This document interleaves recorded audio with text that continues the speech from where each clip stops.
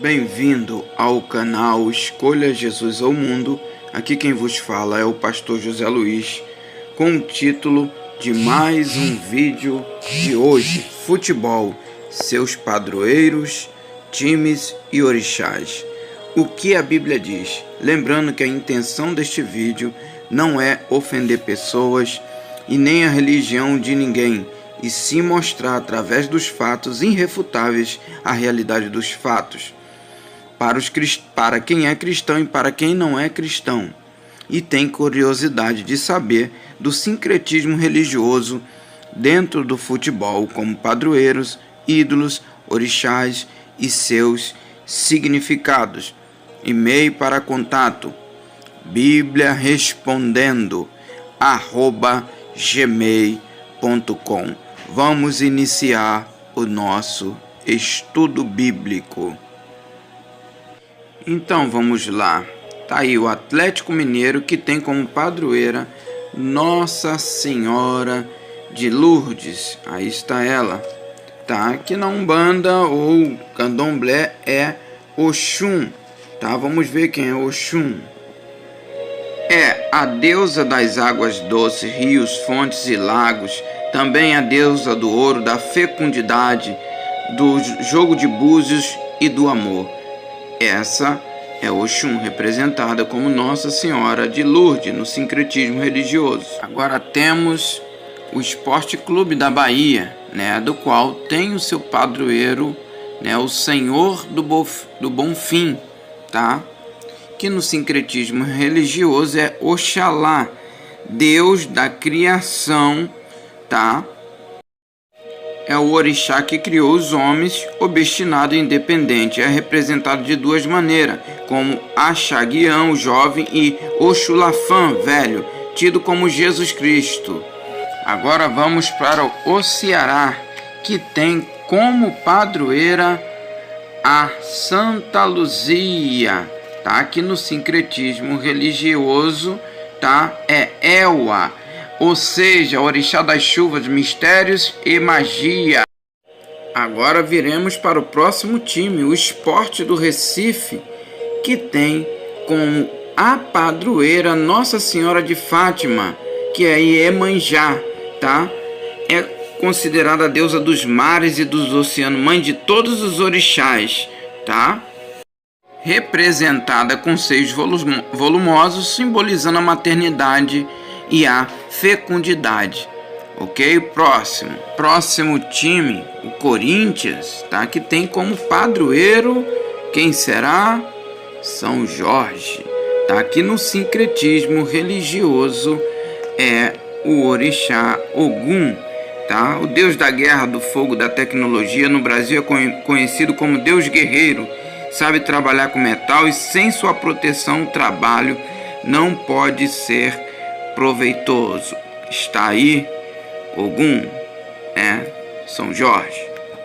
Próximo, Cruzeiro Esporte Clube, que tem como padroeiro São João Batista, tá? E no sincretismo religioso, Xangô, tá? Deus do fogo, do trovão, tá? Violento, justiceiro, está aí no sincretismo religioso. Agora o próximo, Botafogo, que tem a Nossa Senhora da Conceição, tá? Que na Umbanda ela é Iemanjá, deusa dos mares, tá? E Oxum também é conhecida como Oxum também. Creio que no Candomblé, tá? Não tenho certeza, creio que no Candomblé. Então, aqui temos o Flamengo, que tem como padroeiro São Judas Tadeu, tá? Que é Xangô, tá bom? Deus do fogo, está aí. E aí está o Vasco da Gama, né? Que tem como padroeira a Nossa Senhora das Vitórias, né? Que na Umbanda ela é Oxum e no Candomblé Iemanjá, tá? E agora o Fluminense, né? Que tem a Nossa Senhora da glória como padroeira, conhecido como Nossa Senhora dos Navegantes, né? E no sincretismo Iemanjá. Então são esses aí, pessoal. E me esquecendo, também tem o Palmeiras aí, o São Genário, tá bom? O que é padroeiro? Padroeiro significa aquele que vela, protege, guarda, patrono. Padroeiro é o santo que se tem por defensor, santo do que se leva o nome a quem uma igreja católica é dedicada. Outro sinônimo de padroeiro: defensor, protetor, orágo, patrono, né? Vamos lá. Então, algumas definições de padroeiro: pater, que vem também do latim patronus, né? Ele é como se fosse um mediador, tá? Aquele que protege o indivíduo, uma pessoa célebre, tá? Essa é uma das definições de padroeiro. Vamos lá. O que é um ídolo? Do grego eidolon, figura, estátua ou imagem que representa uma divindade, que é objeto de adoração, tá? Algo venerado, tido como uma divindade, como Deus. O significado de deuses ou divindades são seres sobrenaturais que são adorados por seres humanos por terem os criado, indivíduo ou personagem que por qualidade extraordinária se impõe à adoração ao amor dos homens. E o que é pagão? Pessoa que segue o paganismo, se adora vários deuses. Vamos ver o que a Bíblia diz sobre os padroeiros, sobre os ídolos, sobre os deuses, sobre os orixás. Se os santos católicos atendem às orações das pessoas, isso indica que eles possuem onisciência, coisa impossível a qualquer ser humano ou entidade. Só Deus possui esse atributo. Além de esbarrar na doutrina bíblica de que há só um mediador entre Deus e os homens, conforme está escrito em 1 Timóteo, capítulo 2, versículo 5. E como um santo pode interceder para várias pessoas ao mesmo tempo, só Deus e Jesus Cristo têm esse poder de intervenção pelos homens. A Bíblia responde também em Deuteronômio capítulo 18, do versículo 10 ao 14, que rezar os santos e padroeiros é abominação a Deus, pois induz a pessoa à consulta aos mortos, uma vez que eles representam pessoas que já morreram. Pense, se a pessoa está morta e aguarda a ressurreição, como ela poderia interceder pelos vivos, meus amigos? Isto implicaria na ideia espírita de que os vivos podem ter contato com os mortos. Segundo a Bíblia, Jesus é o único intermediário entre Deus e os homens, conforme eu relatei. Como eu disse, agora vai começar um estudo bíblico, tá? Não é afrontando a religião de ninguém, mas a Bíblia condena qualquer prática espírita, seja de linha branca, magia negra. Então agora aqui é um estudo, o cristão e os padroeiros, e os ídolos, e os orixás. Será que pode? Vamos ver agora dentro das escrituras. Será que um cristão pode ter vínculo? Mas o que significa vínculo, pastor? Vínculo com ídolo, porque o futebol é um ídolo. O vínculo, a palavra vínculo é aquilo que te liga, te ata, vincula as coisas ou estabelece um relacionamento lógico ou dependência. E o que é comunhão, pastor? É ter algo em comum. A Bíblia diz: que comunhão há da luz com as trevas? Que comunhão há entre o templo de Deus e Belial? Então, meus amados, a Bíblia, ela não aceita outro espírito que seja invocado a não ser o Espírito de Deus. Gálatas capítulo 4, versículo 16 diz assim: fiz-me acaso vosso inimigo dizendo a verdade? Se você se ofende com a verdade, é porque você não quer a verdade. É o que está escrito na palavra de Deus. A Bíblia diz em 1 João 1,6: se dissermos que temos comunhão com Deus e andamos em trevas, somos mentirosos. Em Atos capítulo 15, do versículo 20 ao 29, diz para abster-se das contaminações dos ídolos. A Bíblia é clara, meus amados. O cristão protestante jamais pode ter vínculo com qualquer ídolo, santo católico ou entidade. Então vamos lá. Sobre os vínculos dos santos com o espiritismo. Se são de Deus, porque muitos católicos colocam esses santos ao lado dos orixás, promovendo a feitiçaria, do qual é condenada pela Bíblia. O que fazem em terreiros de candomblé, umbanda, quimbanda? A Bíblia responde que não pode coexistir luz com trevas, bem e mal, puro com impuro. Isso você encontra em Isaías 5:20, 1 João 1:5, 1 Coríntios capítulo 10, do versículo 19 ao 20. A Bíblia, ela é muito clara sobre isso, sobre os santos e padroeiros como mediadores. A Bíblia responde que João Batista ensina que ao invés de irmos a ele, devemos ir a Jesus. Os discípulos foram orientados por ele para que procurassem ao Senhor Jesus Cristo. João recusou a posição de mediador, isso está na Bíblia, em João capítulo 1, versículo 15, 17, 18, João capítulo 20, versículo 30, versículo 3 e 30. Por que dirigir-me a um santo católico ou ídolo, criatura, quando eu posso ir direto ao Criador? Jesus é o nosso único mediador. Pode ir a ele sem nenhum problema, mas não pode ir a nenhum outro, porque nenhum outro pode dar vida eterna.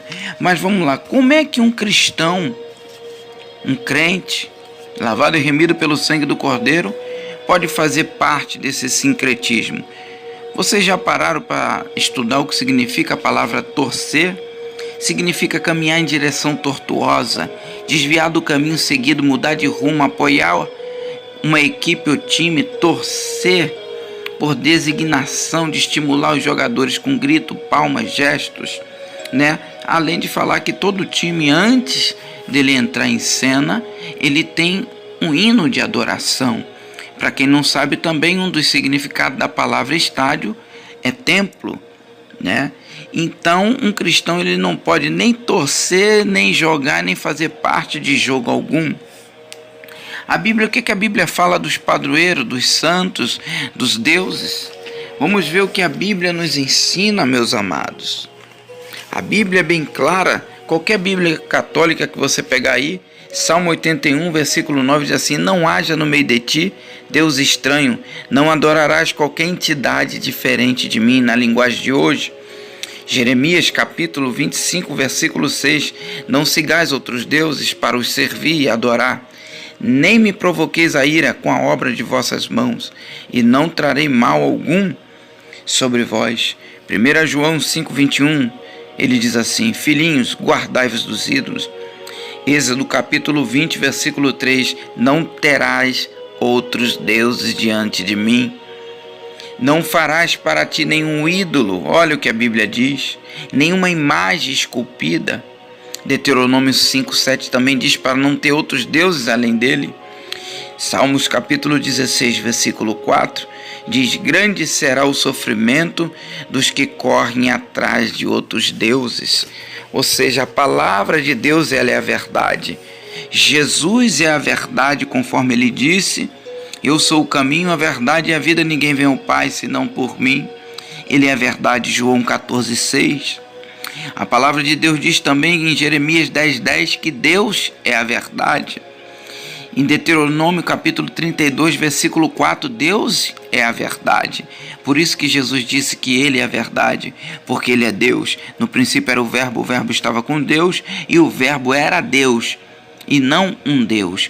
O Verbo era Deus, o Criador se fez carne, Jesus Cristo, para nos salvar, para nos mostrar, né?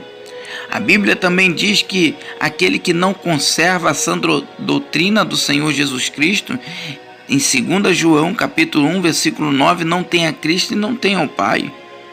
Então isso é muito grave, essa mistura. E quantos pastores seguem os times, segue toda essa idolatria mundial, tá? Do qual tem se espalhado e muitos não pregam sobre isso.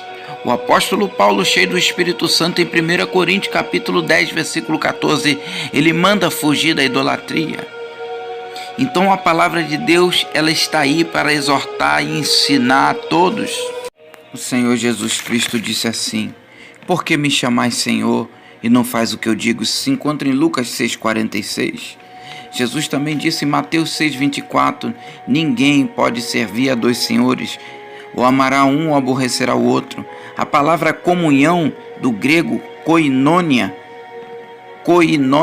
significa ter algo em comum, como eu disse anteriormente, e inclui compartilhar, participar, né? O ato de comungar, tá? E o que é comungar? Receber comunhão, estar de acordo com as crenças ou opiniões, pertencer a um grupo que tem as mesmas ideias, ou seja, um time. Em 1 João 1,6 diz: se dissermos que temos comunhão com Ele e andamos em trevas, mentimos e não praticamos a verdade. Se você torce para algum time de futebol, você que é cristão e tem algum time, você não tem a comunhão pura, íntegra com Jesus. Cuidado! 1 João capítulo 2, versículo 19 diz: saíram de nós, mas não eram de nós, porque se fossem de nós, ficariam conosco, mas para isto é para que se manifestasse que não são todos de nós. Por isso que muitos recebem de mau grado quando a palavra de Deus está sendo pregada, né?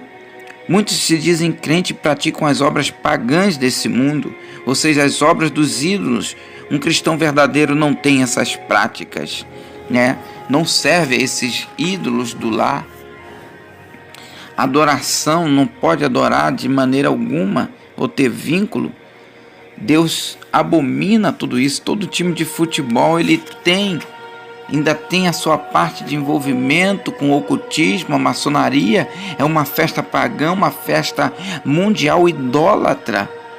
Jesus disse: adorarás somente ao Senhor teu Deus e só a Ele prestará culto, né?